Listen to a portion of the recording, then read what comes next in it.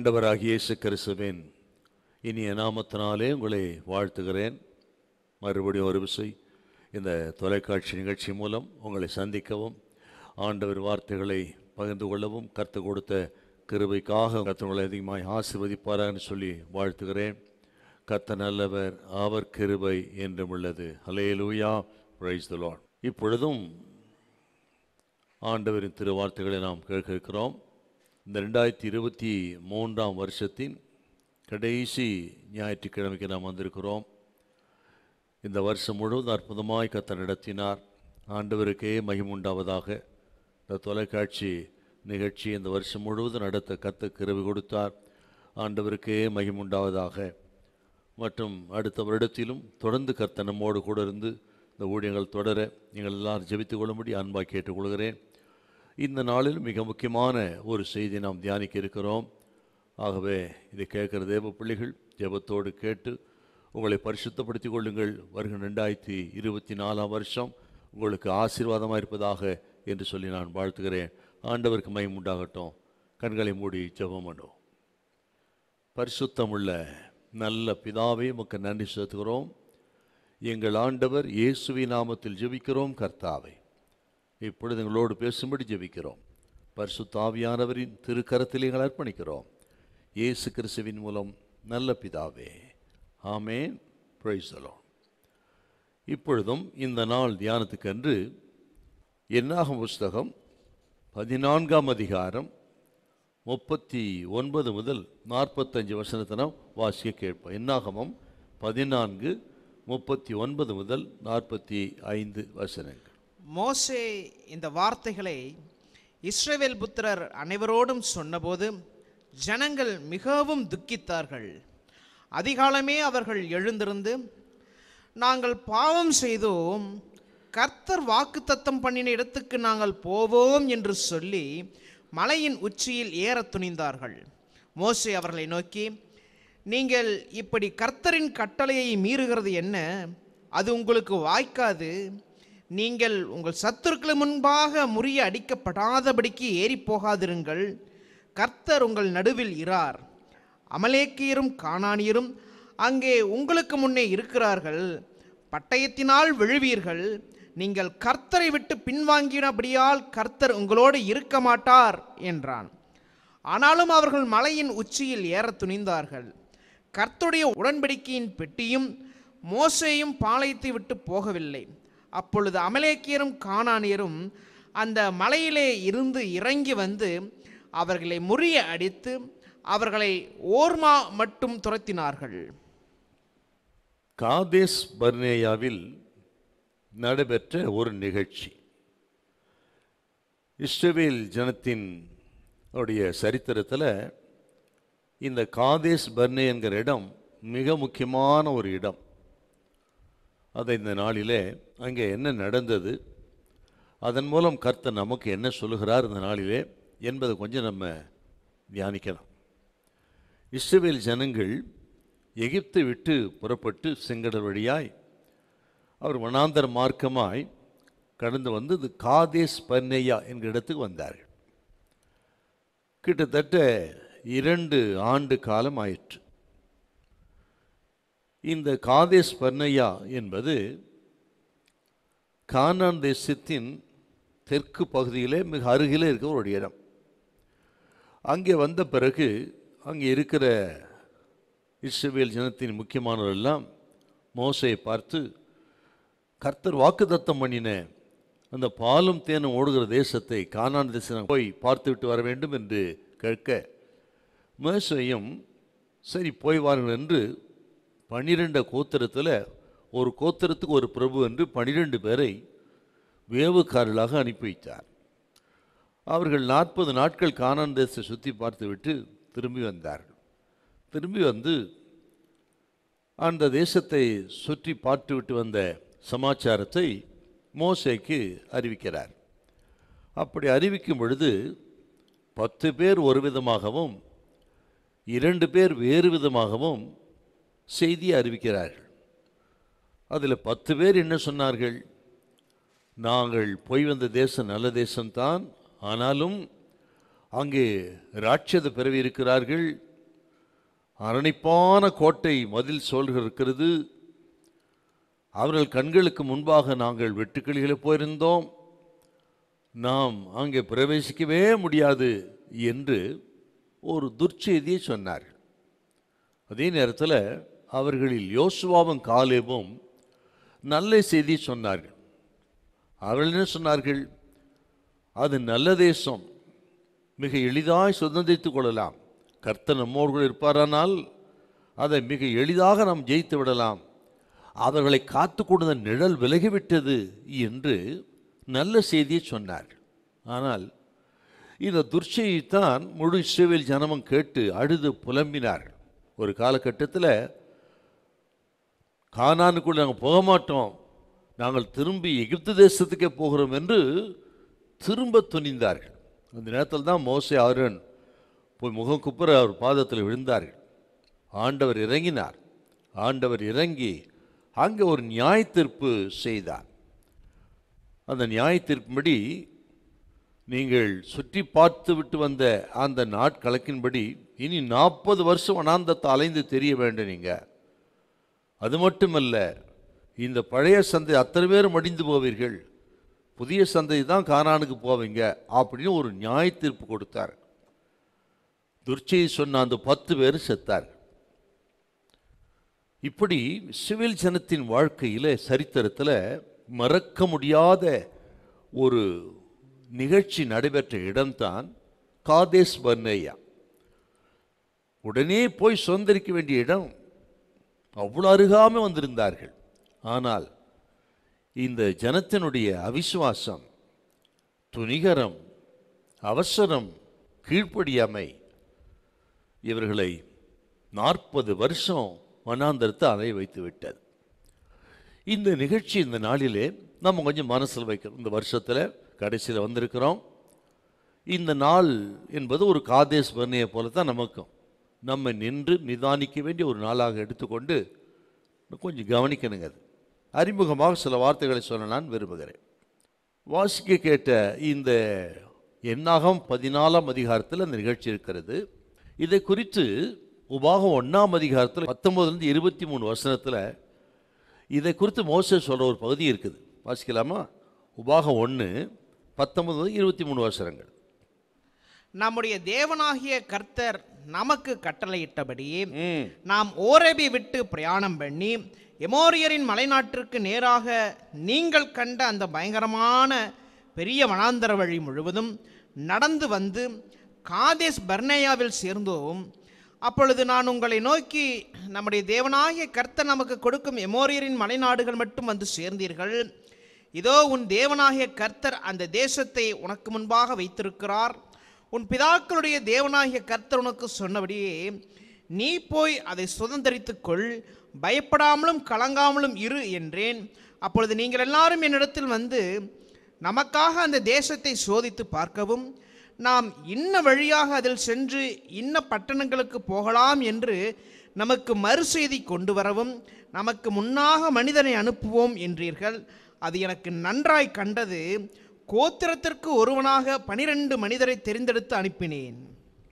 அப்படி அவர்கள் கேட்க மோசே வேவுக்கார அனுப்பின இடம்தாங்க இந்த காதேஸ் பர்னேயா. என்னாகமம் 12ஆம் அதிகாரத்தின்படி மிரியம் குஷ்டரோகியாகி பிறகு சுகமானாள்.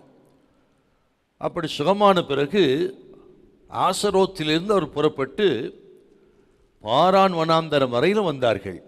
என்ன 12:16 கொஞ்சம் வாசிங்க பார்க்கலாம். 12:16. பின்பு ஜனங்கள் ஆசரோத்திலிருந்து புறப்பட்டு பாரான் வனாந்தரத்திலே பாளையம் இறங்கினார்கள். இந்த பாரான் வனாந்தரத்தின் வடக்கு எல்லைதான் காதேஸ் பர்னேயா.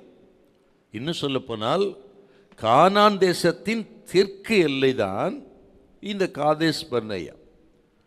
அங்கே தான் இந்த வேவுக்காரர்கள் கானான் தேசத்துக்கு போய் மேற்கொண்டு நான் சொன்ன அந்த நிகழ்ச்சி நடந்த இடமே இந்த காதேஸ் பர்னேயா தான். நான் ஆரம்பத்தில் சொன்னது போல் 2 வருஷம் ஆயிடுச்சு எகிப்திலேருந்து அவர் இங்கே வந்து சேர்றது. அப்படி 2 ஆண்டு காலத்தில் நடைபெற்ற ஒரு நிகழ்ச்சி. இந்த காதேஸ் பர்னே என்பது இஸ்ரவேல் சரித்திரத்தில் மிக முக்கியமான ஒரு இடம். இஸ்ரவேல் சரித்திரமே மாற்றப்பட்ட ஒரு இடம். 2 வருஷத்தில் போய் சேர வேண்டியவங்க 40 வருஷம் ஆயிடுச்சு. என்று சரித்திரம் மாற்றப்பட்ட ஒரு இடம். அதுக்கு என்ன காரணம்? ஏன் அப்படிப்பட்ட மிகப்பெரிய ஒரு சரித்திர மாறுதல் நடந்தது என்பதை நம்ம கொஞ்சம் தியானம் பண்ணி, நமது வாழ்க்கையில் கூட நமக்கு காதேஸ் பர்னியா உண்டு. எப்படி எகிப்து தேசத்திலிருந்து கானான் தேசத்துக்கு போன அந்த யாத்திரை இருக்கிறதே, அது ஒரு இஸ்ரவேல் ஜனத்துக்கு ஒரு மகிமையான ஒரு யாத்திரை. நமது வாழ்க்கையில் கூட இந்த உலகத்தில் இருந்து நாம் பரலோகத்துக்கு போகிற இந்த யாத்திரைங்கிறது அப்படி இஸ்ரவேல் ஜனன் கடந்து போன அந்த வனாந்தர யாத்திரை மாதிரிதாங்க. அவர்கள் வாழ்க்கையிலே காதேஸ் பர்னே இருந்தது போல நமக்கும் சில சந்தர்ப்பங்களிலே காதேஸ் பர்னேயா உண்டு. நாம் விசுவாசிக்கிற இந்த நாள், இந்த வருஷத்தின் கடைசி ஞாயிற்றுக்கிழமை ஒரு காதேஸ் பர்னே என்று எடுத்துக்கொள்ளுங்கள் என்றால், இந்த நாளிலே நாம் நின்று நிதானிக்க வேண்டிய அநேக காரியங்கள் இருக்கிறது. அதை கொஞ்சம் மனசில் வச்சு இந்த செய்தி நீங்கள் கேட்கணும். இந்த காதேஸ் பர்னேயா ஒரு வனாந்தரமான பகுதி. இதில் சில கேள்விகள் நம்ம கேட்கணும். நம்ம வாழ்க்கைக்கு அது பிரயோஜனமாக இருக்கும். ஒன்று, நாம் முன்னேறி செல்கிறோமா பின்தங்குகிறோமா? தான் காதேஸ் பர்னே நடந்த நிகழ்ச்சியை மையமாக வைத்து கேட்க வேண்டிய கேள்வி. முன்னேறுகிறோமா பின்தங்கி இருக்கிறோமா? ஆவிக்குரிய ஜீவியத்தில், பரிசுத்தத்தில், ஜெப வாழ்க்கையில், கர்த்தரை நெருங்குற காரியத்தில் எப்படி முன்னேறுக்கிறோமா பின்தங்கிக்கிறோமா கொஞ்சம் பார்க்கணும். 2வது, நாம் முதிர்ச்சி அடைந்திருக்கிறோமா இல்லை குழந்தை போல இருக்கிறோமா? கிறிஸ்தவ வாழ்க்கையில் இன்னும் அநேகர் ஆரம்பித்த இடத்திலே இருக்கிறார்கள். ரட்சிப்பே போதும் என்று சொல்லி அதிலே சந்தோஷப்பட்டிருக்கிற கிறிஸ்து இருக்கிறார். ஆகவே இந்த கேள்வி கேட்கணுங்க. காதேஸ் பர்னே இருந்து அவர்கள் முன்னேறி கானான் தேசத்துக்கு போய் இருக்கணும், ஆனால் போகலை. அப்படியானால் நம்ம வாழ்க்கையில் நாம் முன்னேறிக்கிறோமா பின்தங்கி இருக்கிறோமா? முதிர்ச்சி அடைந்திருக்கிறோமா அல்லது ஆரம்ப இடத்திலேயே இன்னும் குழந்தை போல் இருக்கிறோமா? 3வது, நமது யாத்திரை வெற்றியை நோக்கியா தோல்வியை நோக்கி போய் கொண்டிருக்கிறோமா? இந்த வருஷத்தில் இந்த கடைசி ஞாயிற்றுக்கிழமை வந்திருக்கிறோமே, இதெல்லாம் நம்ம யோசிச்சு பார்க்கணுங்க. நம்ம பவுல் சொன்ன ஒரு வார்த்தை வாசிக்கும்படி கேட்டுக்கொள்கிறேன். 1 கொரிந்தியர் 2ஆம் அதிகாரம் 14-15 வாசிக்க பார்க்கலாம். 1 கொரிந்தியர் 2:14-15. ஜென்ம சுபாவமான மனுஷனும் தேவனுடைய ஆவிக்குரியவைகளை ஏற்றுக்கொள்ளான். அவைகள் அவனுக்கு பைத்தியமாக தோன்றும். அவைகள் ஆவிக்கேற்ற பிரகாரமாய் ஆராய்ந்து நிதானிக்கப்படுகிறவைகள் ஆனதால் அவைகளை அறியவும் மாட்டான். ஆவிக்குரியவன் எல்லாவற்றையும் ஆராய்ந்து நிதானிக்கிறான், ஆனாலும் அவன் மற்றொருவனாலும் ஆராய்ந்து நிதானிக்கப்படான். சரி, ஜென்ம சுபாவம் உள்ள மனுஷன் ஆவிக்குரிய மனுஷன். நம்ம ஆவிக்குரிய மனுஷனா அல்லது ஜென்ம சுபாவ மனுஷன் ஒன்று யோசிக்கணும். இன்னொன்று, இந்த இஸ்ரவேல் ஜனம் அவங்க நடந்து கொண்ட நிகழ்ச்சியை பார்த்தீங்கன்னா ஒரு வசனம் ஞாபகத்துக்கு வருதுங்க. சங்கீதம் 32:9 ஞாபகத்துக்கு வருது. கொஞ்சம் வாசிக்க பார்க்கலாம். சங்கீதம் 32:9. பாரினாலும் கடிவாளத்தினாலும் வாய் கட்டப்பட்டால் ஒழிய உன் கிட்ட சேராத புத்தியில்லா குதிரையை போலவும் கோவேறு கழுதையை போலவும் இருக்க வேண்டாம். கழுதையை போலவும் குதிரையை போலவும் இருக்க வேண்டாம். கழுதை எப்படி பிடிவாதம் பண்ணுங்க, அதை இழுப்பார்கள். அதை போல் இஸ்ரவேல் ஜனம் பிடிவாதமாக இருக்கிறார்கள். இருதய கடினம் உள்ளவர்கள், வணங்கா கழுத்துள்ள ஜனம் திரும்ப திரும்ப ஆண்டவர் சொல்வார். கழுதை போல பிடிவாதம் உள்ளவர்களாக இருந்தார்கள். குதிரை எப்படி துணிகரமாய் ஓடுமோ அதே போல துணிந்து துணிகரமாய் ஓடக்கூடிய மக்களாக இருந்திருக்கிறார்கள்.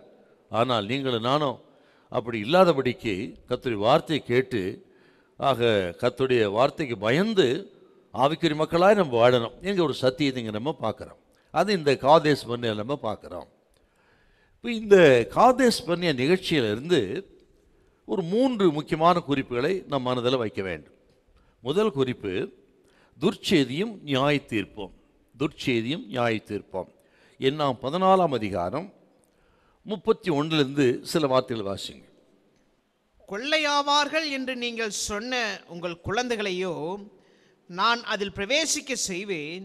நீங்கள் அசட்டை பண்ணின தேசத்தை அவர்கள் கண்டறிவார்கள். உங்கள் பிரேதங்களோ இந்த வனாந்தரத்திலே விழும். அவைகள் வனாந்தரத்திலே விழுந்து தீருமட்டும் உங்கள் பிள்ளைகள் 40 வருஷம் வனாந்தரத்திலே திரிந்து நீங்கள் சோரம் போன பாதகத்தை சுமப்பார்கள்.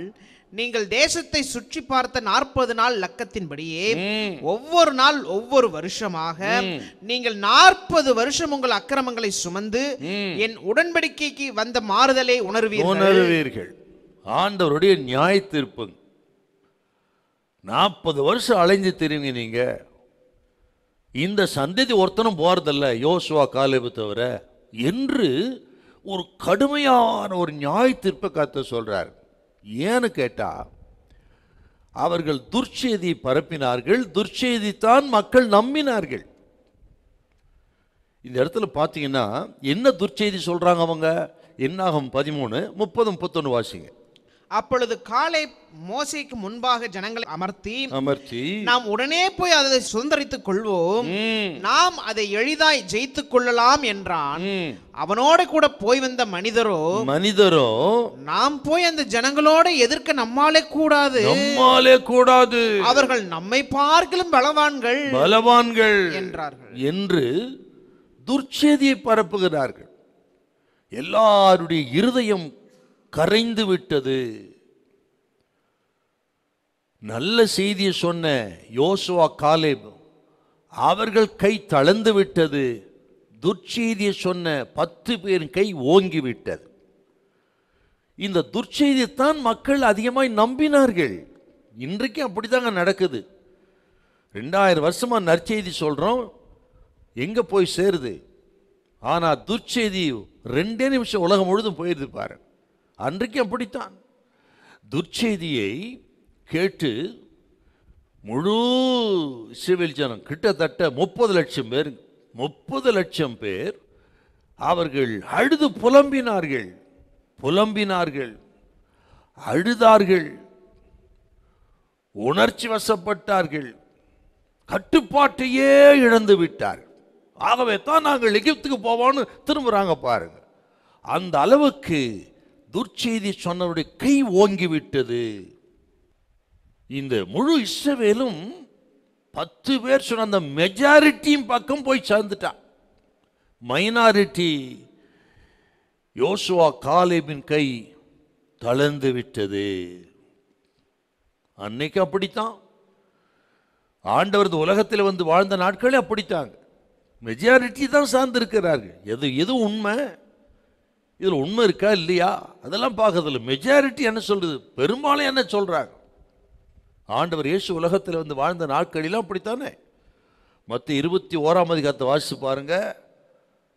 சகல ஜனங்களும் தாவீதின் குமாரனுக்கு ஓசன்னா, கர்த்தரால் ஸ்தோத்திரிக்கப்படத்தக்கவர் அப்படின்னு முழு ஜனங்களும் ஓசன்னா போட்டாருங்க. இயேசு எருசலேமுக்குள்ள பிரவேசித்த பொழுது அதே ஜனங்கள், நீங்கள் லூக்கா 23:21 வாசித்து பாருங்க. இந்த பிரதான ஆசாரியன் யூதருடைய பேச்சு கேட்டுக்கிட்டு அதே ஜனங்கள் இவனை சிலுவையில் அறையும் என்று சில நாளுக்குள்ளேயே அப்படியே திரும்பிட்டாங்க. இதாங்க ஜனங்கள். இன்றைக்கும் அதுதான் நடக்கிறது.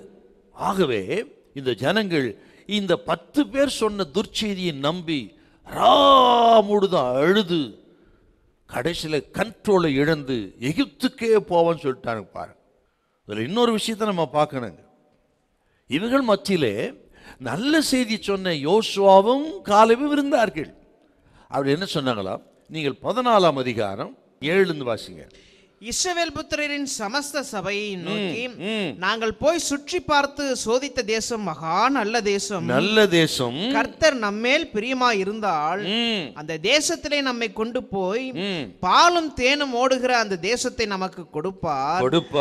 கர்த்தருக்கு விரோதமாக மாத்திரம் கலகம் பண்ணாதிருங்கள். அந்த தேசத்தின் ஜனங்களுக்கு நீங்கள் பயப்பட வேண்டியதில்லை. அவர்கள் நமக்கு இரையாவார்கள். அவர்களை காத்த நிழல் அவர்களை விட்டு விலகி போயிற்று அப்படின்னு நல்ல செய்தி சொல்றாங்க. ஆனால் நல்ல செய்தி சொன்னவங்களுக்கு என்ன நடக்குதுன்னா 10வது வசனம் வாசிங்க பார்க்கலாம். அப்பொழுது அவர்கள் மேல் கல்லெறிய வேண்டும் என்று சபையார் எல்லாரும் சொன்னார்கள். பாத்தீங்களா, நல்ல செய்தி சொன்னவங்களுடைய காரியம் எடுபடலைங்க. கல்லெறிய வேண்டும் என்று துணிந்தார்கள். அநேக நேரங்களில் நல்லவர்களுக்கு இப்படி சோதனைகளும் நெருக்கங்களும் சிக்ஷைகளை வரத்தான் செய்கிறது. ஆனால் என்ன நடந்தது? இந்த யோசுவா காலேபருடைய அவர்களுக்கு உயிருக்கு ஆபத்து நேர்ந்தாலும் கர்த்தர் கைவிட முடிவு மகிமையா இருந்தது பாருங்க. அங்கதான் ஆண்டவர் சொல்றாருங்க, காலேபை பார்த்து சொல்றார், அவன் விதித்து வந்த தேசத்தை அவனுக்கு கொடுப்பேன் என்று காலேபை ஆண்டவர் ஆசீர்வதிக்கிறார். நீங்கள் வாசிங்க பார்க்கலாம், என்னாகும் 14:26. பின்னும் கர்த்தர் மோசேயையும் ஆரோனையும் நோக்கி, எனக்கு விரோதமாய் முறுமுறுக்கிற இந்த பொல்லாத சபையாரை எதுவரைக்கும் பொறுப்பேன்? இஸ்ரவேல் புத்திரர் எனக்கு விரோதமாய் முறுமுறுக்கிறதை கேட்டேன்.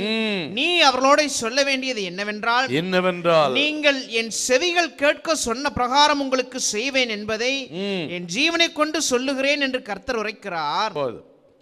அடுத்தது உபாகமம் 1:36 நீங்கள் 38 வாசித்து பாருங்க. ஆண்டவர் சொல்றாரு, கல்லெறிந்து கொல்ல வேண்டும் நினைத்த என்று துணிந்தார்களே அந்த யோசுவா காலேப் கர்த்தர் சொல்றார், இவங்க 2 பேர் தான் கானானுக்குள்ள பிரவேசிப்பார்கள் என்று. அங்கே தான் அவர்களை ஆண்டவர் ஆசீர்வதித்தார். சில சந்தர்ப்பங்களிலே உத்தமாய் வாழும் பொழுது, உண்மையாய் வாழும் பொழுது, கர்த்தருக்காக துணிந்து நிற்கும் பொழுது போராட்டங்கள் வரும், நிந்தைகள் அவமானங்கள் உண்டு. சில சந்தர்ப்பங்களிலே ஜீவனுக்கே கேடு வருது போல அநேகர் துணிந்து நம்ம இதையால் செய்ய நினைப்பார். ஆனால் கர்த்தர் கைவிட மாட்டார். உத்தமனுக்கு கர்த்தர் துணை. அதங்க நம்ம பார்க்குறோம். ஆகவே இந்த வருஷத்துக்கு கடைசியில் வந்திருக்கிறோம். ஒருவேளை கர்த்தருக்காக உத்தமமாக வாடுறீங்களா, அது நிமித்தம் நிந்தையா அவமானமா, பயப்படாதீங்க. அநேக நஷ்டம் தோல்வி கூட வரலாம், ஆனால் முடிவு மகிமையா இருக்கும். பாருங்க, யோசுவா காலேபுக்கு ஆபத்து வந்து ஆன கர்த்தர் கைவிடவில்லை. அந்த 2 பேர் தான் கானான் தேசத்தை பிரவேசித்தார்னு சொன்னார். ஆண்டவர் நமது ஜனத்தை ஒரு நாள் கைவிட மாட்டார். ஸ்தோத்திரம். உத்தமமான நடக்களுக்கு நன்மையை வழங்காதிரார். இது கேட்கிற தெய்வ பிள்ளைகளை இந்த பாடத்தையும் இந்த இடத்துல நம்ம பார்க்கிறோம். ஆகவே இது கேட்கிற நீங்கள், கர்த்தர் சொல்லுகிறார், எப்படி நிந்தைகள் அவமானம் வந்தாலும் சரி, 1 கொரிந்தியர் 15:58 படியாக அசையாதவர்களாகும் உறுதிப்பட்டவர்களாகும் நிலைத்திருங்கள், ஆண்டவர்களை ஆசீர்வதிப்பாராக. ஹல்லேலூயா, பிரைஸ் தி லார்ட். இப்போ இந்த ஜனத்துடைய பாவம் என்னன்னா, கானானையே அவர்கள் கைவிட்டு விட்டார்கள். நீங்கள் 14:4 வாசிங்க. பின்பு அவர்கள், நாம் ஒரு தலைவனை ஏற்படுத்திக் கொண்டு எகிப்துக்கு திரும்பி போவோம் வாருங்கள் என்று ஒருவரோடு ஒருவர் சொல்லிக் கொண்டார்கள். கானானுக்கு போக வேண்டும் என்கிற அந்த நம்பிக்கை இழந்து எகிப்துக்கு திருமணித்தார்கள். என்ன பயங்கரம் பாருங்க. எதற்காக அவ்வளவு தூரம் கர்த்தர் நடத்திட்டு வந்தாருங்க. இன்னொரு விஷயத்தை நம்ம பார்க்கணும். அவருடைய அவிசுவாசம் என்ன சொல்றாங்க? 14:2 இஸ்ரவேல் புத்திரர் எல்லாரும் மோசேக்கும் ஆரோனுக்கும் விரோதமாக முறுமுறுத்தார்கள். சபையார் எல்லாரும் அவர்களை நோக்கி, எகிப்து தேசத்திலே செத்து போனோமானால் நலமாயிருக்கும், இந்த வனாந்திரத்திலே நாங்கள் செத்தாலும் நலம் என்று முறுமுறுத்தார்கள். நடத்தி வந்த ஆண்டவரை குற்றஞ்சாட்டினார்கள். எவ்வளவு வேதனை பாருங்க. முறுமுறுத்து அவிசுவாசப்பட்டு ஆண்டவரையே குற்றஞ்சாட்டினார்கள். எகிப்து திருவன் சொன்னாங்கன்னா எகிப்திலே கர்த்தர் செய்த நன்மைகளாம் மறந்துட்டாங்களே. 10 வாதைகளை செய்து தமது வல்லமை விளங்க பண்ணி தமது ஜனத்தை விடுதலையாக்கினார். 430 வருஷம் அடிமைத்தனத்திலிருந்து இந்த ஜனத்தை விடுதலையாக்கின அந்த அற்புதத்தை எல்லாம் மறந்துட்டாங்க பாரு. அப்படி மறந்து அவர்கள் துணிந்த ஒரு இடம்தான் காதேஸ் பர்னேயா. இந்த வருஷத்துல எத்தனையோ அற்புதங்களை கர்த்தர் செய்திருக்கிறார், அதிசயங்களை செய்திருக்கிறார், கைவிடாமல் நடத்தி இருக்கிறார். ஆனால் சில நெருக்கங்கள் சோதனைகள் வரும்பொழுது எத்தனை விஷயம் நம்ம முறுமுறுத்திருக்கிறோம், எத்தனை விஷயம் நம்ம அவிசுவாசப்பட்டிருக்கிறோம், எத்தனை வருஷம் உலகத்து பக்கம் போயிருக்கிறோம். ஏன் நான் ரட்சிக்கப்பட்டேன்னு சொல்கிறோம் இல்லையா? அநேக சந்தர்ப்பத்தில் நான் உத்தமம் வாழ்ந்து என்ன பிரயோஜனம் என்றெல்லாம் பின்வாங்குகிற நிகழ்ச்சி நடந்திருக்கிறது. அதுதாங்க காதேஸ் பர்னேயா. அது ஏதோ அவர்கள் வாழ்க்கையில் மட்டும் இல்லை, நம்ம வாழ்க்கை இருக்கத்தான் செய்கிறது. இதெல்லாம் நிதானித்து பார்த்து கர்த்தர் செய்த நன்மைகளை நினைவு கூறுங்கள். முறுமுறுப்பை நம்ம விட்டு அகற்றுவோம். அவிசுவாசம் அல்ல, விசுவாசத்தோடு தொடர்ந்து 2023 முன்னேறுவதற்கு ஒரு தீர்மானம் பண்ணுங்க. அப்படி தீர்மானம் எடுக்கிற ஒரு இடம் தான் காதேஸ் பர்னேயா. இதை கேட்குற நீங்கள் நல்ல தீர்மானங்கள் எடுத்து, ஆண்டவரே 2024 வருஷத்தில் ஒரு நாளும் கர்த்தாவே நான் முறுமுறுக்க கூடாதப்பா, ஸ்தோத்திரம், என் நாவை கம்பீரிக்க பண்ணுகிற ஆண்டவர் நான் துதிப்பேன், ஒரு நாளும் முறுமுறுக்க பான்னு சொல்லி ஒரு தீர்மானம் பண்ணணுங்க நம்ம. ஸ்தோத்திரம். இன்னொரு விஷயத்தை நான் சொல்ல விரும்புகிறேன். இப்படி இவர்கள் எகிப்துக்கு போவான்னு திரும்பின உடனே மோசே யாரும் என்ன பண்றாங்க பாருங்க. ஸ்தோத்திரம். 14:8 கர்த்தர் நம்மேல் பிரியமா இருந்தால் அந்த தேசத்திலே நம்மை கொண்டு போய் பாலும் தேனும் ஓடுகிற அந்த தேசத்தை நமக்கு கொடுப்பார். 5 வாசிங்க. அப்பொழுது மோசேயும் ஆரோனும் இஸ்ரவேல் புத்திரரின் சபையாராகிய எல்லா கூட்டத்தாருக்கு முன்பாகவும் முகங்குப்புற விழுந்தார்கள். மோசேயும் ஆரோனும் ஜனங்களுக்கு முன்பாக முகங்குப்புற விழுந்தார்கள்.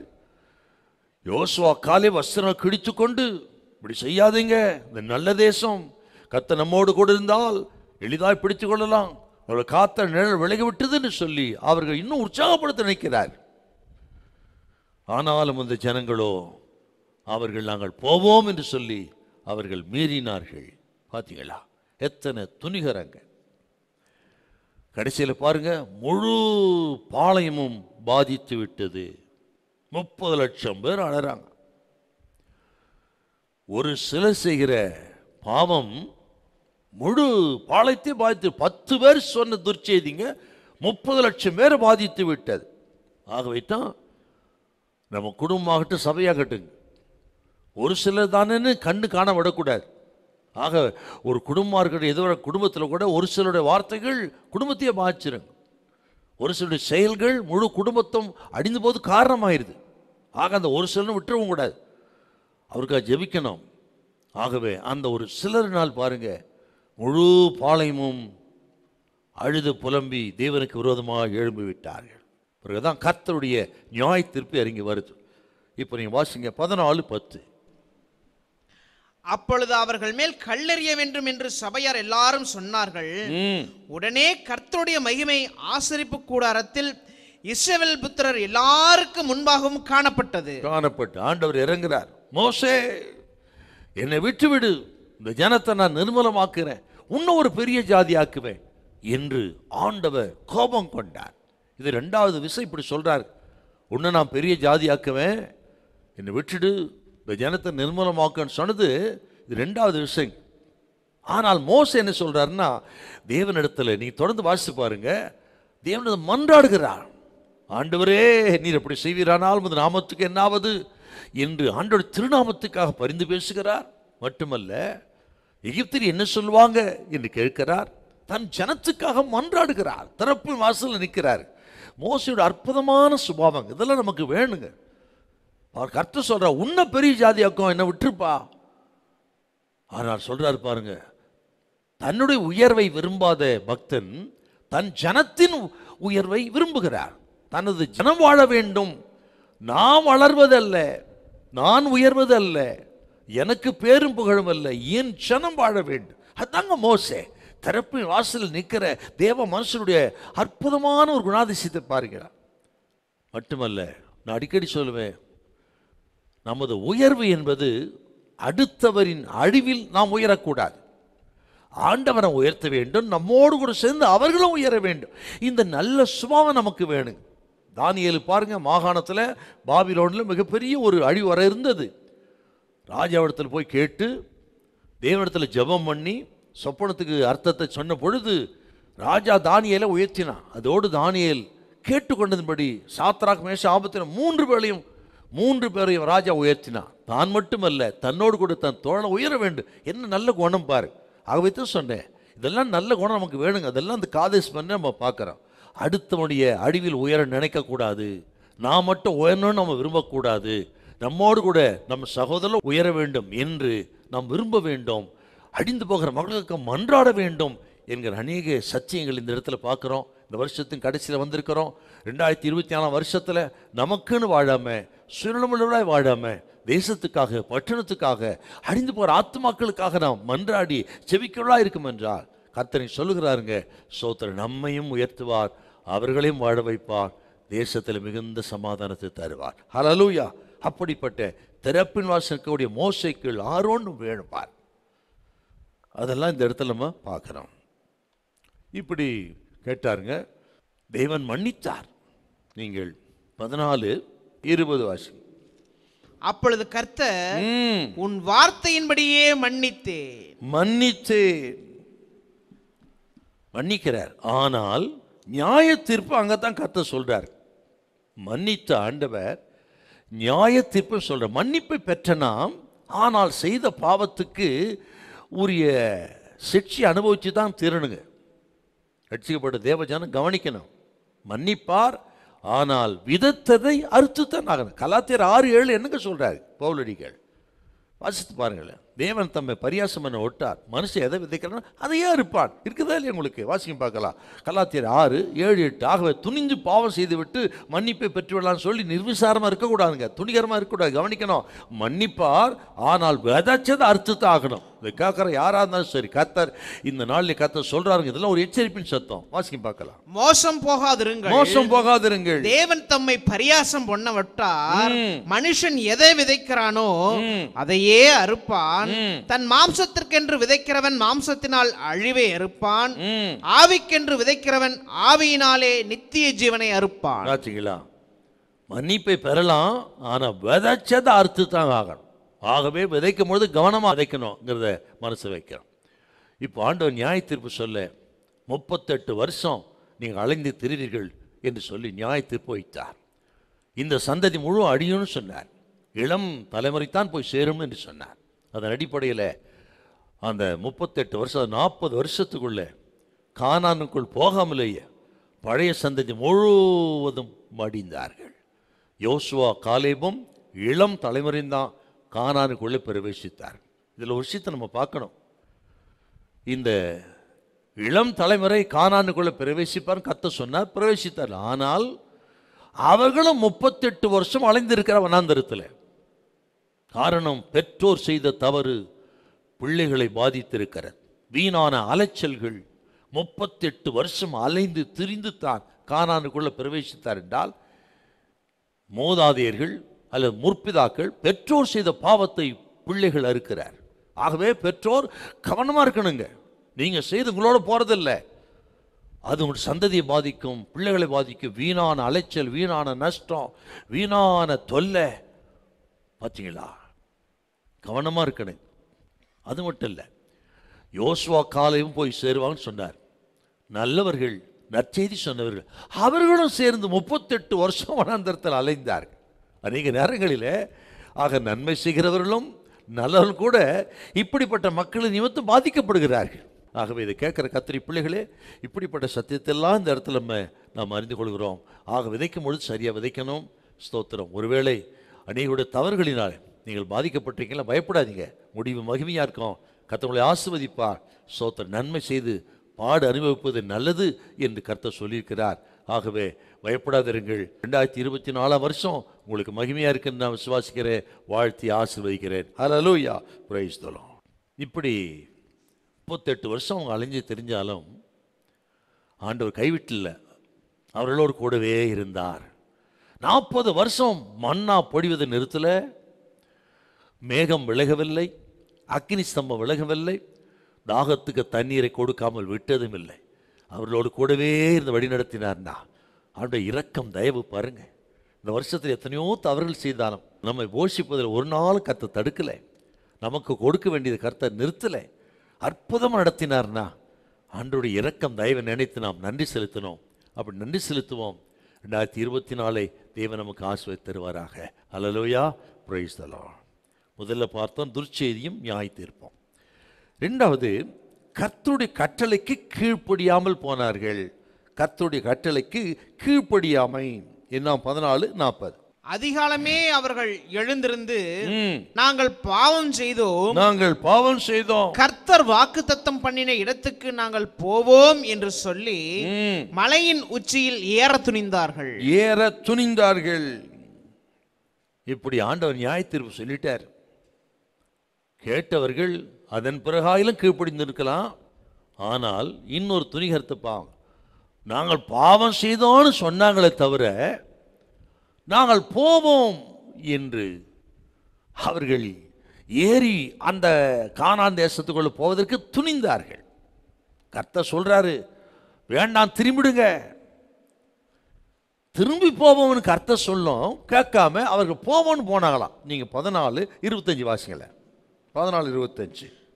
அமலேக்கியரும் கானானியரும் பள்ளத்தாக்கிலே குடியிருக்கிறபடியினால் நாளைக்கு நீங்கள் திரும்பி சிவந்த சமுத்திரத்துக்கு போகிற வழியாய் வனாந்திரக்கு பிரயாணம் பண்ணுங்கள் என்றார். என்று திரும்புங்கன்னு கர்த்தர் சொல்றாரு.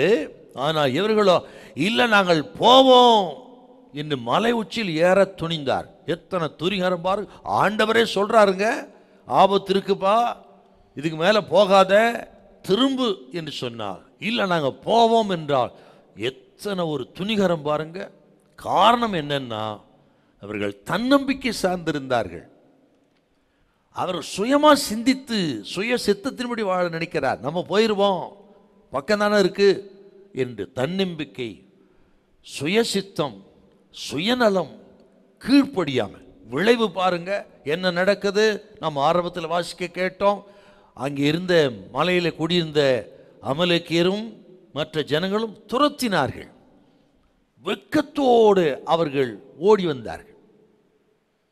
எத்தனை ஒரு துயரம் பாருங்க. வெற்றி பெற வேண்டிய கூட்டம், தேவனால் தெரிந்து கொள்ளப்பட்ட கூட்டம், இத்தனை 2 வருஷமா அற்புதம் நடத்தப்பட்டவர்கள், மேக சம்பத்தினால் அக்னி சம்பத் வழிநடத்தப்பட்டவர்கள், மன்னாவினால் போஷிக்கப்பட்டவர்கள், தண்ணியினால் தாகம் தீர்க்கப்பட்ட அற்புதமான தேவனால் தன்னோட சந்ததி அவர்கள் முறியடிக்கப்பட்டு பின்தங்கினார்கள். நீங்க அந்த 45 வாசிங்க பார்க்கலாம். ரொம்ப சோகமான ஒரு வார்த்தைங்க, துக்கமான வார்த்தை. 45. அப்பொழுது அமலேக்கியரும் கானானியரும் அந்த மலையிலே இருந்து இறங்கி வந்து அவர்களை முறியடித்தார்கள். அவர்களை ஓர்மா மட்டும் துரத்தினார். பாத்தீங்களா? கீழ்ப்படியலன்னா, துணிகரம் கொண்டா, ஆண்டவர் மேல் நம்பிக்கை வைக்காமல் தன்னம்பிக்கை உள்ள சுயநலமுள்ள சுயசித்தமுள்ள மக்களா இருந்தா இதாங்க நடக்கும். ஓர்மா மட்டும் துரத்தினார்கள், முறியடித்தார்கள். இந்த வருஷத்துல தெரிந்தே நாம் துணிகரமாய் வாழ்ந்து கீழ்ப்படியாமல் துணிந்து பாவம் செய்ததன் விளைவை அநேக சந்தர்ப்பங்களில் நாம் அனுபவித்திருப்போம். முறியடித்தார்கள், ஓர்வா மட்டும் துரத்தினார்கள். எத்தனையோ விசை சத்துருக்களினால் துரத்தப்பட்டிருக்கிறோம், முறியடிக்கப்பட்டிருக்கிறோம், வெட்கப்படுத்தப்பட்டிருக்கிறோம், நிந்தையோடு அவமானத்தோடு தலைகுனிந்து வாழ்ந்திருக்கிறோம். காரணம் கீழ்ப்படியாமை, துணிகரக. இதெல்லாம் ஒரு எச்சரிப்பு சத்தம். அடுத்த வருஷம் இப்படி நடக்கக்கூடாது என்பதற்கு இது ஒரு எச்சரிப்பு. அதாங்க காதேஸ் பர்னேயா. கடந்த காலங்களிலே நாம் பாடங்களை கற்றுக்கொள்ளாவிட்டால் எதிர்காலம் நமக்கு சூன்யமயமாக இருளா போயிருங்க. எதுக்கு கசப்பான அனுபவங்கள், இந்த தோல்வி இதெல்லாம் ஏன் நடக்குதுன்னா, இதில் சில பாடங்களை கற்றுக்கொண்டு அடுத்த வருஷம் இப்படி செய்யக்கூடாது என்பதற்கு ஒரு பயிற்சி. இதெல்லாம் அதாங்க காதேஸ் பர்னேயா. இன்றைக்கு ஆண்டவர் சொல்லுகிறார், இந்த வருஷத்தை எத்தனை நஷ்டம், தோல்விகள், இந்த கசப்பு, முறியடிக்கப்பட்ட நிலைமை, பின்தங்கிய நிலைமை, இதெல்லாம் நடந்திருக்கலாம். எதற்கு? அடுத்த வருஷம் இந்த தவறை செய்யாதவர் திருத்தி கொண்டு நாம் முன்னேறுவதற்கு இது ஒரு வாய்ப்பாக நாம் கருத வேண்டும். மோசே எச்சரிக்கிறாருங்க. என்ன சொல்றாரு தெரியுங்களா? 41, 42 வாசிங்க பார்க்கலாம். மோசே அவர்களை நோக்கி நீங்கள் இப்படி கர்த்தரின் கட்டளையை மீறுகிறது என்ன? அது உங்களுக்கு வாய்க்காது. நீங்கள் உங்கள் சத்துருக்களுக்கு முன்பாக முறியடிக்கப்படாதபடிக்கு ஏறி போகாதீங்க. கர்த்தர் உங்கள் நடுவில் இருக்க மாட்டார். போகாதீங்க, ஆண்டவங்கள எடுக்க மாட்டாரு. அது மட்டும் இல்லைங்க, உடன்படிக்கை பெட்டியும் போகல. அதுதாங்க ரொம்ப பயங்கரதுல. உடன்படிக்கை பெட்டி இல்லை, கர்த்தர் அங்கே இல்லை, கர்த்தரால் ஏற்படுத்தப்பட்ட தாசன் மோசே இல்லை, ஆசாரியன் ஆரோன் இல்லை. இப்படி இல்லாமல், தேவ சமூகம் இல்லாமல் புறப்பட்டு போனால் தோல்வி வராமல் என்ன வரும்? இந்த வருஷத்தில் எத்தனையோ விசை இப்படி தேவ சமூகத்தை இழந்து, ஜெபத்தை இழந்து, ஆண்டவன் நம்மோடு இருக்கிறான்னு நிச்சயம் இல்லாமலே செயல்பட்டு அதனால் நஷ்டம் அடைந்து, தோல்வி அடைந்து, துக்கத்தோடு வாழ்ந்து கொண்டிருக்கிறான் சிலர். இது கேட்குறோம். இது நமக்கு ஒரு நல்ல பாடங்க. நமக்கு அதில் ஒரு வசனத்தை நம்ம வாசிக்கணும். நம்ம நீங்கள் 44 வாசிங்களேன். ஆனாலும் அவர்கள் மலையின் உச்சியில் ஏற துணிந்தார்கள். கர்த்தருடைய உடன்படிக்கை பெட்டியும் மோசேயும் பாளையத்தை விட்டு போகவில்லை. உடன்படிக்கை பெட்டியும் இல்லை, மோசேயும் இல்லை. உடன்படிக்கை பெட்டி என்பது தேவ சமூகம். அவர்கள் தங்க வேண்டிய பாளையமிறங்க இடத்தை தேடி காட்டும்படி அனுப்பப்பட்டது. அப்படிப்பட்ட உடன்படிக்கை பற்றி தேவ சமூகம் இல்லாமலே போய்ட்டு அந்த தோல்வி. அவங்களை பார்த்து கேட்க, இந்த வருஷத்தில் எத்தனையோ வேலை செஞ்சிருப்பீங்க, வியாபாரம் பண்ணியிருப்பீங்க, தொழில் தொடங்கியிருப்பீங்க, பல காரியங்களை செய்திருப்பீங்க. தேவ சமூகம் நம்மோடு கூட இருக்கிறதா என்று நிதானித்து பார்த்துருக்கிறோமா? யோசிக்கணுங்க. ஆண்டவர் இயேசு நம்மோடு கூட இல்லாவிட்டால் ஒன்றும் பண்ண முடியாது. யோவான் 15:5 சொல்லுது, என்னாலே இல்லாமல் உங்களால் ஒன்றும் செய்யக்கூடாது. இப்படி தேவ சமூகம் இல்லாமல் புறப்பட்டு போய் தோல்வி அடைந்த இன்றைக்கு வெட்கத்தோடு இருக்கலாம். கவனியுங்கள், வருகின்ற வருஷத்தில் எங்கே போனாலும் சரி ஜெபம் பண்ணி தேவ சமூகத்தோடு பாங்க. உலகத்தின் முடிவு பரியந்தம் நான் உங்களோடு கூட இருக்கிறேன்னு சொன்ன ஆண்டவர் கூடவே இருந்து நம்ம நடத்துவார். ஆண்டவர் கூடவே இருந்தால் தேவ சமூகம் நம்மோடு இருக்கும் என்றால் போகிற எல்லா இடமும் நமக்கு வாய்க்கும். இல்லைன்னா ரொம்ப கஷ்டம் என்கிற பாடத்தையும் நாம் இந்த இடத்திலே கற்றுக்கொள்கிறோம். இந்த ஜனம் தெரிந்து கொள்ளப்பட்ட ஜாதி தான், தேவனால் தெரிந்து கொள்ளப்பட்ட பரிசுத்த ஜாதி. ஆனால் கீழ்ப்படிய மறுத்துவிட்டால் எத்தனை பெரிய தோல்வி பாருங்க. அவங்க நான் கூட யோசிச்சு பார்த்தேன், இப்படி கீழ்ப்படியாமல் துணிகரமான ஜனத்தை வனாந்தரத்தில் கைவிட்டுக்கலாங்க. அவர் கைவிட்டுட்டு ஆண்டவர் போயிட்டு இருக்கலாம். வனாந்தரத்தில் கைவிடப்பட்டிருந்தா அவங்க நிலைமை என்ன இருக்கும் யோசனை பண்ணி பாருங்க. தினந்தோறும் மன்னாவை கொடுத்து தண்ணீரை கொடுத்து மேகஸ்தம்பம் அக்னி ஸ்தம்பத்தோடு வழிநடத்தி கொண்டு வரும்போது இப்படி அதெல்லாம் விலகிவிட்டா இவருடைய நிலைமை எப்படி இருந்திருக்கும்? கைவிடப்பட்டவர்களா அந்தரத்தில் தொங்குகிற மக்களைப் போல, திக்கு தெரியாத காட்டில் இருக்கிறது போல அனாதியா போயிருப்பாங்க.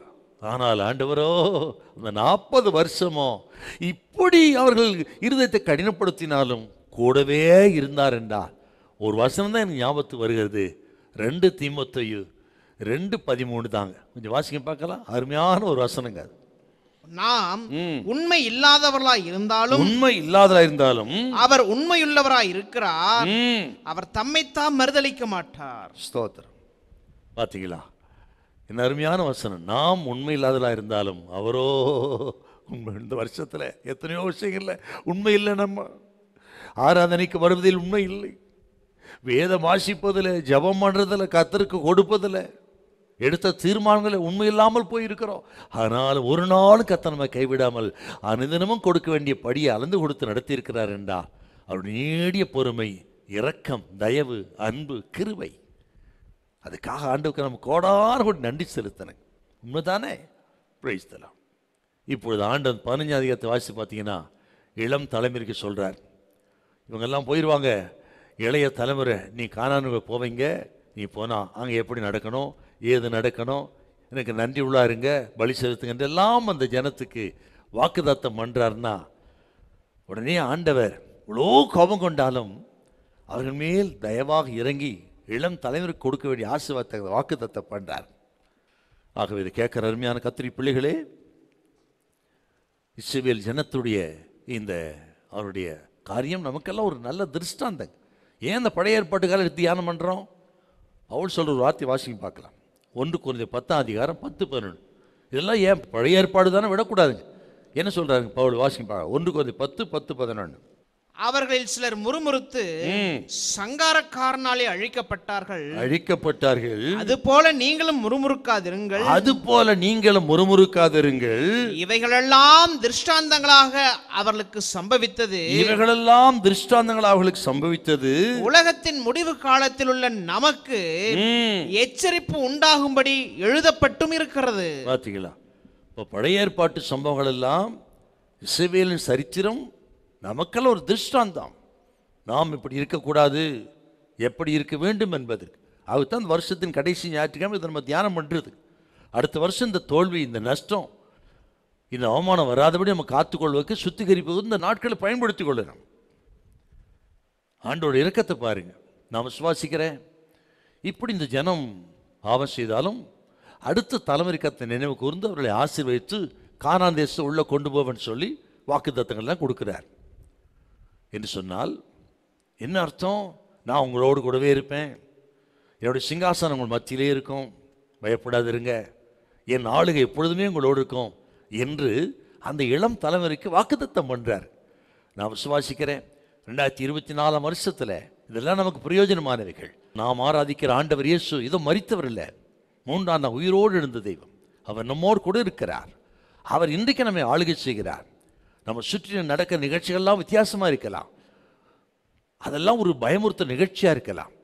ஆனாலும் கர்த்தர் சொல்கிறா, என்ன நடந்தாலும் சரி, நாம் ஆராதிக்கிற ஆண்டவர் நம்மோடு கூட இருக்கிறார், நம்மை ஆளுகை செய்கிறார். அவர் சிங்காசனம் மத்தியில் இருக்கிறது, உடன்படிக்கை போயிட்டு நம்ம மத்தியில் இருக்கிறது. 2024 தொடர்ந்து நம்மை நடத்துவார். சோத்திரம். அவர் உறுதியாய் பற்றி கொள்ளும் பொழுது 2024 நமக்கு ஆசீர்வாதமாக இருக்கும். சோத்திரம். ஒரு நாள் கர்த்தர் நம்ம கைவிடவே மாட்டார். அவர் நம் மத்தியில் இருக்கிறார், ஆளுகிறவராக இருக்கிறார். அவருடைய சிங்காசனம் நம்ம மத்தியில் இருக்கிறது. இது கேட்குற உங்களுக்காக கர்த்தர் சொல்கிறார், உங்கள் மத்தியில் கர்த்தர் இருக்கிறார், கர்த்தர் உங்களை கைவிட மாட்டார்.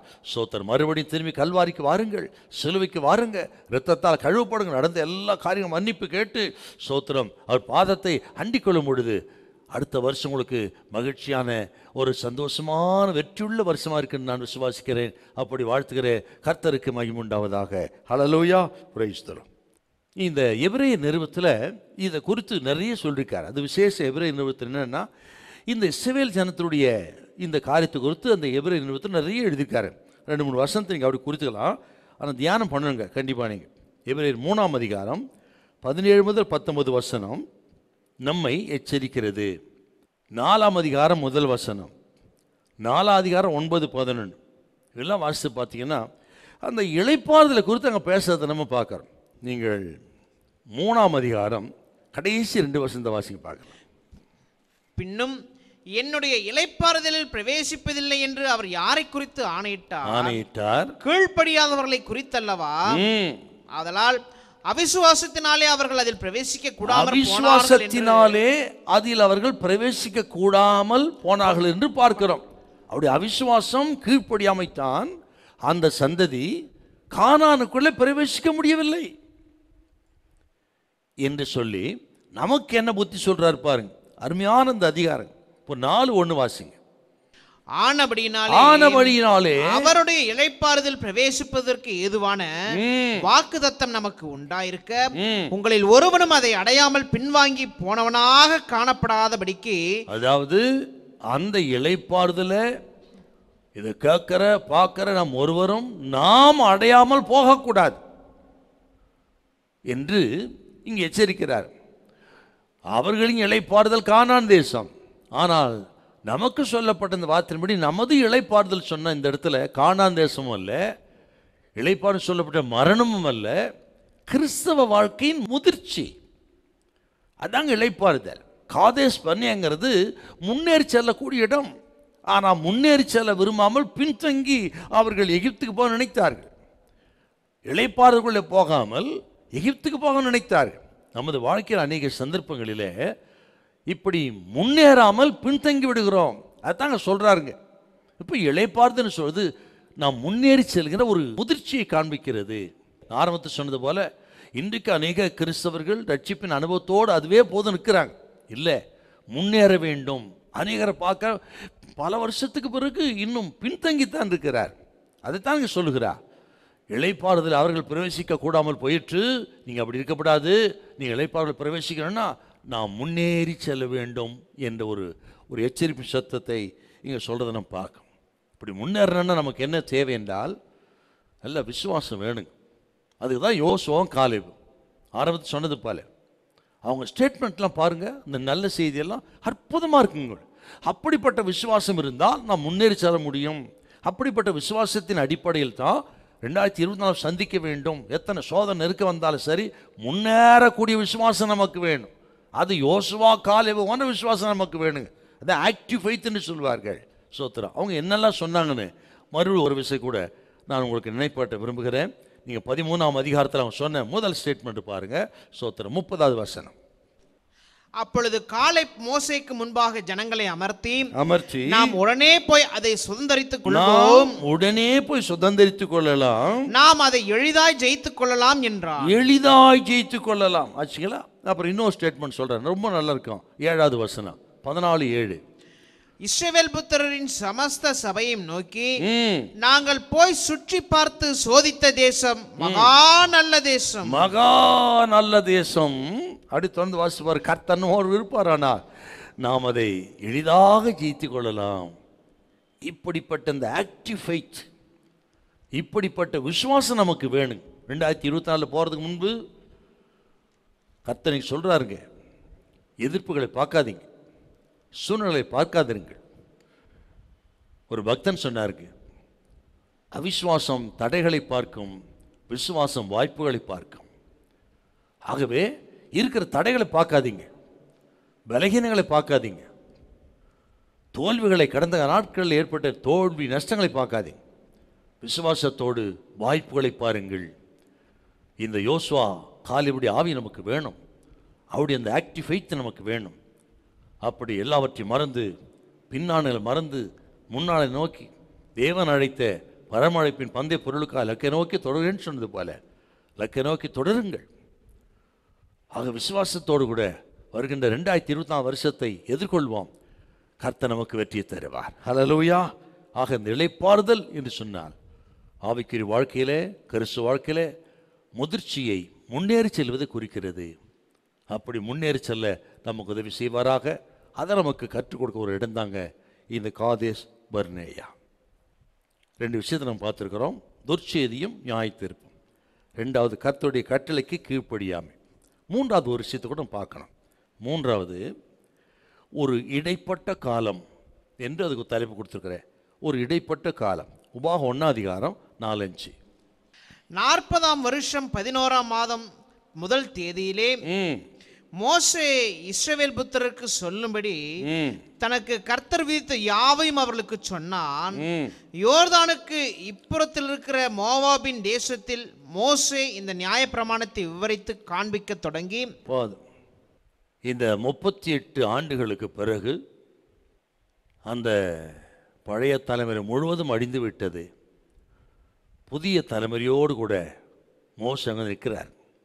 யோர்தானை இந்த பகுதியில் வந்து நிற்கிறார். யோர்தானை கிராஸ் பண்ணால் கானான் தேசம். கர்த்தர் சொல்லிட்டார், மோசே அதுக்குள்ளே பிரவேசிப்பதில்லைன்னு.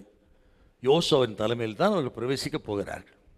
அந்த இடத்துல வைத்து இந்த 38 ஆண்டு காலம் ஆண்டவர் நடத்தின நடத்திப்புகள், தோல்வி, நஷ்டம், கர்த்தரின் எதிர்பார்ப்பு எல்லாவற்றையும் அவர்களுக்கு இந்த புதிய தலைமுறைக்கு மோசே நினைப்பூட்டார்.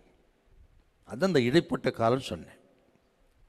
என்றால் இந்த 38 ஆண்டு கால வனாந்தர அலைச்சல் என்பது இந்த புதிய தலைமுறை நின்று நிதானிக்க வேண்டிய ஒரு வாய்ப்புங்க. அதை தான் மோசே ஏற்படுத்தி கொடுக்குறாரு. இப்போ இந்த 38 ஆண்டு கால வீணான அலைச்சல் வனாந்தர வாழ்க்கை என்பது இவர்கள் நின்று நிதானிக்க வேண்டியது. ஏன் இந்த 38 வருஷம் முற்பிதாக்கள் என்ன செய்தார்கள், ஏன் இந்த அலைச்சல் என்று நிதானிப்பதற்காகத்தான் இந்த 38 வருஷம் வனாந்தர அலைச்சல். அதைத்தான் மோசே இந்த இடத்துல நினைப்பூட்டார். ஒரு நோக்கமே இல்லாமல் அலைந்தார்கள் முற்பிதாக்கள். ஏன்னா போக மாட்டேங்கன்னு சொல்லிட்டார் கானான் தேசத்துக்கு. கானான் தேசத்துக்கு போக மாட்டி சொன்ன பிறகும் 38 வருஷம் அலைஞ்சார்னா நோக்கமில்லாமல் அலைந்தார்கள். இந்த வருஷத்தில் எத்தனையோ வருஷம் ஒரு எந்த நோக்கம் இல்லாமல் அலைஞ்சிருக்கிறோம். எந்த ஒரு நோக்கம் இல்லாமல், எதிர்பார்ப்பும் இல்லாமல் வீணாய் அலைந்த நாட்கள், மாதங்கள் ஏராளம். அது அடுத்த வருஷம் வரக்கூடாது. அதை நின்று நிதானிக்க வேண்டிய ஒரு இடம் இது. இந்த இளம் தலைமுறைக்கு மோசே கற்றுக் கொடுக்கிற அற்புதமான பாடங்கள் தான் இந்த உபாகம் புஸ்தகம். அதில் ஒன்று என்னென்னா, அதில் ஒரு வார்த்தை சொல்லுவார் பாருங்க, நாம் கேட்குறோம் எல்லாருக்கும் அது பிரயோஜனமானது, நிதானிக்கணும். நீங்கள் உபாகம் 2ஆம் அதிகாரம் 14 முதல் 16 வசனத்தை கேட்குற எல்லாருக்கும் கர்த்தர் சொல்கிறாருங்க. உபாகம் 2 14 முதல் 16 வசனம். யுத்த மனிதரான அந்த சந்ததியெல்லாம் கர்த்தர் தங்களுக்கு ஆணையிட்டபடியே பாளையத்தின் நடுவிலிருந்து மாண்டு போக நாம் காதேஸ் பர்னேயாவை விட்டு புறப்பட்டு முதற்கொண்டு சேரேத் ஆற்றை கடக்கு மட்டும் சென்ற காலம் 38 வருஷமாயிற்று. 38 வருஷமாயிற்று. அவர்கள் பாளையத்தின் நடுவிலிருந்து மாண்டு ஒழிய மட்டும் கர்த்தர் கர்த்தரின் கை அவர்களை நிர்மூலமாகும்படிக்கு அவர்களுக்கு விரோதமாய் இருந்தது. யுத்த மனுஷர் எல்லாரும் ஜனத்தின் நடுவிலிருந்து செத்து தீர்ந்த பின்பு. என்ன ஒரு பயங்கரமான வசனங்க இதை நான் வாசிச்சு உண்மையை நான் சொல்றேன், அழுதேன். ஐயோ, எகிப்து தேசத்திலிருந்து ஜனம் இவ்வளவு எதிர்பார்ப்போடு புறப்பட்டார்கள். 40 வருஷம் எத்தனை கஷ்டம், நஷ்டம், கண்ணீர், கவலை, வேதனை இதெல்லாம் அனுபவித்தோம். நோக்கமில்லாமல் அலைந்தார்களே, 38 வருஷத்தை வீணடித்து விட்டார்களே. வீணான அலைச்சல், நோக்கமில்லாத தன்மை எல்லாம் வீணாய் போய் வனாந்தரத்திலேயே மடிந்து, வனாந்தரத்திலேயே அவளுக்கு கல்லறை கட்டப்பட்டு விட்டதென்றால் இது எத்தனை பெரிய ஒரு எச்சரிப்பு. புதிய தலைமுறைக்கு சொல்றார் மோசே, எச்சரிக்கையா இருங்கப்பா. வனாந்தரத்தில் கட்டப்பட்ட கல்லறை என்பது அனுதினமும் உங்களுக்கு ஒரு அடையாளம் என்று மோசே இந்த ஜனத்தை எச்சரிக்கிறார். இந்த வருஷத்தில் அருமையான கத்தரி பிள்ளைகளே, நாம் அடைந்த தோல்விகள், நஷ்டம், ஏமாற்றம், எத்தனையோ விஷயம் முன்னேறாமல் நின்றுவிட்ட இடங்கள் உண்டு. பின்தங்கி இருக்கிறோம். புறஜாதிகள் கேவலமாக பேசியிருக்கிறார். எல்லாம் வனாந்தரத்தில் கட்டப்பட்ட கல்லறை நமக்கு நினைப்பூட்டுதலாக அடையாளமாய் சொல்லப்பட்ட பகுதி. 2024 எப்படி வாழணும், ஆண்டவர் விசுவாசித்து எப்படி முன்னேற வேண்டும் என்று ஜாக்கிரதையாய் முன்னேறுவதற்கென்று சொல்லப்பட்ட அற்புதமான எச்சரிப்பின் சத்தங்க இது. அவைகள் மத்தியில் இன்னொரு விஷயத்தை சொல்லினான். சில தீர்மானங்கள் எடுக்கணும். இவ்வளோ நேரம் நம்ம கேட்டோம். அதில் ஒன்று என்னென்னா, இப்படி எல்லா சந்ததியும் அடிந்து போனாலும் பழைய சந்ததி மறுபடியும் புதிய சந்ததி கர்த்தர் உருவாக்கினான். வனாந்தரத்தில் லட்சக்கணக்கான மக்கள் பிறந்தார்கள். பிறந்து அந்த ஜனத்தொகை குறையாமலே கர்த்தர் பார்த்து கொண்டு அத்தனை லட்சம் மக்களை கொண்டு வந்து கானானிலே சேர்த்தார் என்றால் அன்றோட திட்டமெல்லாம் ஆச்சரியமானது. அத்தனை பேர் மடிந்தாலும் இன்னும் அதை போல ஒரு சந்ததியை உருவாக்கினார் கர்த்தர். நமது ஜனம் ஆபிரகாம் செய்த உடன்படிக்கையின் அடிப்படையில் குன்றி போகாமல் அவர்களை காத்து வழிநடத்தினார். நான் விசுவாசிக்கிறேன், எத்தனையோ காரியங்கள் நடந்தாலும் சரி, நாம் குறைந்து போக விடமாட்டார், குன்றி போக விடமாட்டார். பலகை பெருகவும் நம்ம உயர்த்தவும் கர்த்தர் வல்லவராயிருக்கிறார். சோர்ந்து போகாதிருங்கள். எத்தனையோ நஷ்டங்கள் தோல்வி சந்தித்திருந்தாலும் அது நிமித்தம் ஒரு நாளும் சில வியாதியாக இருக்கலாம், வேதனையாக இருக்கலாம், மருத்துவ செலவுகளாக இருக்கலாம், விரும்பப்படாத நிகழ்வுகளாக இருக்கலாம், திடீரென்று ஏற்படுத்தி விட்டு விபத்து ஆபத்தாக இருக்கலாம், நம் விருப்பத்துக்கு மாறாக நடந்திருக்கலாம். இவர்கள் நிமித்தம் சோர்ந்து போகாதபடிக்கு சோத்திரம் நினைவில் கொள்ள வேண்டியது, நாம் குறைந்து போக விடமாட்டார், குன்றி போக விடமாட்டார். 2024 வளர்ந்து பெருக கர்த்தர் உதவி செய்வார் என்று விசுவாசித்து முன்னேறும்படி கர்த்தரை அழைக்கிறார். எபிரேயர் 6 சொல்லுங்க, பூர்ணராகவும் கடந்து போவோம் வாருங்கள். ஆக முன்னேறி செல்வோம், கடந்து வாருங்கள்.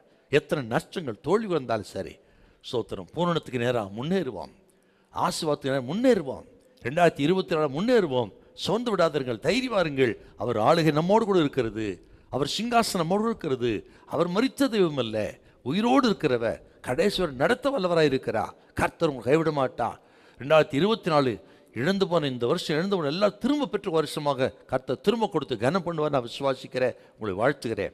சில தீர்மானம் எடுக்கணுங்க, அதை சொல்லி நான் ஜெபிக்க விரும்புவேன். இன்னும் சார் தீர்மானம் எடுக்கிறது இவ்வளோ தான் நம்ம கேட்டோமே. இந்த காதேஸ் பர்னேயாவில் நடந்த அந்த நிகழ்ச்சிகள் எல்லாம் மோசே விவரித்து இந்த புதிய தலைமுறைக்கு சொன்னதெல்லாம் நம்ம கேட்டோம். இதிலிருந்து நம்ம சில தீர்மானம் எடுக்கணுங்க. 1 2 3 சொல்லுவேன், கவனித்து அந்த தீர்மானம் எடுப்பது நீங்கள் ஜாக்கிரதையாக இருங்க, செவத்தோடு எடுங்க. 2024 உங்களுக்கு மிகுந்த ஆசீர்வாதமாக இருக்கும். ஹல்லேலூயா, சோத்திரம். நம்பர் 1 என்னன்னா, நாம் எந்த திசையிலே பயணம் செய்கிறோம்? எகிப்தா, கானான் தேசமா? கவனிக்கணும். யோசுவா காலேவுக்கு இதே பிரச்சனை இருந்தது. அவர்களுக்கும் பிரச்சனை வனாந்தரத்தில் இருந்து இல்லாமல் இல்லை. ஆனால் அவர்கள் மட்டும் எப்படி முன்னேறி கானானுக்கு வந்தார் என்றால், எத்தனை பிரச்சனை போராட்டம் வந்தாலும் சரி, அவர்கள் சிந்தனை விசுவாசம் முழுவதும் கானான் தேசம்தான், எகிப்து இல்லை. ஆகவே தான் ராத்திரியும் பகலும் அவருடைய சிந்தனை விசுவாசம் எல்லாம் கானான் தேசம், கானான் தேசம், கானான் தேசம். பின் திரும்பாமல் எகிப்தை சிந்திக்காமல் கானானை சிந்தித்தார்கள், விசுவாசித்தார்கள், கானானுக்கு போனார்கள். ஆனால் மற்றவர்களோ பிரச்சனை போராட்டம் வந்த பொழுது எகிப்தை சிந்தித்தார்கள், எகிப்துக்கு திரும்பவும் என்று சொன்னார்கள், கானானுக்கு போகாமலே மடிந்தார்கள். மோசேக்கு அதே பிரச்சனை தான், ஆரோனுக்கு அதே பிரச்சனை தான். அவருடைய தரிசன நோக்கமெல்லாம் கானான் தேசம். இதை கேட்கறவங்களை பார்த்து கர்த்தர் சொல்கிறா, பரம கானான கர்த்தர் வைத்திருக்கிறா, நமக்கு வாக்குத்தத்தம் பண்ணி இருக்கிறா. ஸ்தோத்திரம். ஆகவே விசுவாச துவக்கிற முடிக்கிற கிறிஸ்து இயேசுவையே நோக்கி அந்த கானானை நோக்கி முன்னேறி செல்ல கர்த்தர் உதவி செய்வாராக. ஆகவே தான் கேட்டேன், நம்ம எந்த திசையில் பயணிச்சிருக்கிறோம்? எகிப்தா, கானான்? ரெண்டாவது, பின்தங்குறோமா முன்னேறுகிறோமா? நாம் பின்தங்கி இருக்கிறோம், முன்னேறுகிறோமா? மூன்றாவது, தன்னம்பிக்கையா தேவ நம்பிக்கையா? இந்த யாத்திரை இது ஒரு புனித யாத்திரை, நம்ம எல்லாம் பில்கிரிம் என்று சொன்னால் இந்த யாத்திரையில் நாம் பின்தங்கி இருக்கிறோமா முன்னேறி இருக்கிறோமா? அதுக்கு நம்ம பதில் சொல்லணுங்க. நான்காவது, நமது பயணம் வெற்றியை நோக்கியா தோல்வியை நோக்கியா என்பதையும் மனதில் வைக்க வேண்டும். ஐந்தாவது, நமது பாதை தேவனால் அங்கீகரித்த பாதையா அல்லது நம்ம சுயசித்த பாதையா? நாம் பிரயாணப்பட்டு போகிற இந்த காரியங்கள், நம்ம சந்திக்க நிகழ்ச்சிகள், இதெல்லாம் கர்த்தருக்கு பிரியமானது தானா? கர்த்தர் நியமித்த பாதை தானா அல்லது நாம் சுயமாக தெரிந்து கொண்ட பாதையா? இந்த கேள்விகளுக்கு பதில் சொல்லி தெய்வ பிள்ளைகள் திடப்படுத்திக் கொள்ளுங்கள். வாருங்கள், முன்னேறுவோம். 2024 நமக்கு ஆசீர்வாதமாக இருக்கு. ஹல்லேலூயா, பிரைஸ் தி லார்ட். ஆகவே காதேஸ் பர்னே என்று சொன்னால் நாம் நின்று நிதானிக்க வேண்டிய ஒரு இடம். ஆக நின்று நிதானிப்போம். கர்த்தர் நம்மை அதிகமாக ஆசீர்வதிப்பாராக. ஹல்லேலூயா. செபிப்போம். பரிசுத்தமுள்ள நல்ல பிதாவே, உமக்கு நன்றி செலுத்துகிறோம். எங்கள் ஆண்டவர் இயேசுவின் நாமத்தை ஜெபிக்கிறோம். கர்த்தாவே, இந்த வருஷத்தின் கடைசி ஞாயிற்றுக்கிழமை வந்திருக்கிறோம்ப்பா. இந்த காதேஸ் பர்னே குறித்து செய்தி மக்கள் கேட்டிருக்கிறார்கள். இந்த கேட்டவர்கள் நல்ல தீர்மானம் எடுத்து, ஆண்டவரே, நாங்கள் முன்னேறி செல்லக்கூடிய கிருபை எங்களுக்கு தாரும். இந்த வருஷத்தில் இழந்தவைகள் எல்லாவற்றையும் திரும்ப தந்து கனம் பண்ணும். பின்னானவளை மறந்து முன்னானவளை நாடி தேவன் அழைத்த பரம அழைப்பின் பந்தய பொருளுக்கு அலக்க நோக்கி தொடர எங்களுக்கு உதவி செய்யும்படி ஜெபிக்கிறோம். விசுவாச துவக்கிறதும் முடிக்கிறோம் கிறிஸ்து இயேசுவையே நோக்கி நாங்கள் எங்களுக்கு நியமித்த பாதையில் பொறுமையாய் ஓட உதவி செய்யும் கர்த்தாவே. நாம் மையப்படுத்தோம். 2024 பிள்ளைகளுக்கு ஆசீர்வாதமாக இருக்க உதவி செய்யும். இயேசு கிறிஸ்துவின் மூலம் நல்ல பிதாவே, ஆமென். God bless you.